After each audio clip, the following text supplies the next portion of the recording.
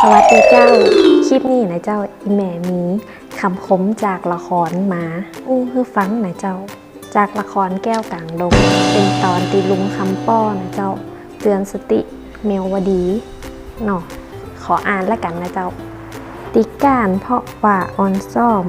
อย่าลืมว่ากว่าจะมีวันนี้ต้องผ่านไอ้หยังมาพองเฮาบ่ได้เกิดมาเก่งเฮาเก่งเพราะเฮาเฮียนหู้มันปึกฝนลมลูกผู้ค้านร้องผิดร้องถูกแต่ถ้ามาใดยุดเหียนหูคิดว่าตัวเก่าเก่ง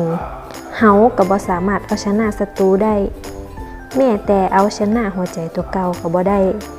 จิตวิญญาณอยู่ในตัวตลอดอยู่ที่ว่าเฮาจะปลุกมันขึ้นมาได้ก่อ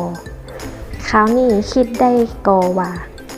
จะจมปักอยู่ยังคนก้านหรือว่าจะลุกขึ้นมาหาวิธีเอาคืนอย่างคนชนะคือแบบชอบมากเลยตอนนี้เป็นการเตือนสติดีๆมากลองฟังแล้วก็ลองเอาไปใจเป็นแนวทางความคิดได้นะเจ้าจากละครแก้วกลางดงฝากกดไลค์กดแชร์กดติดตามให้แม่ด้วยนะเจ้าแล้วก็กดกระดิ่งจะได้บ่พลาดคลิปใหม่ๆคลิปนี้ไปแล้วเจ้าบ๊ายบาย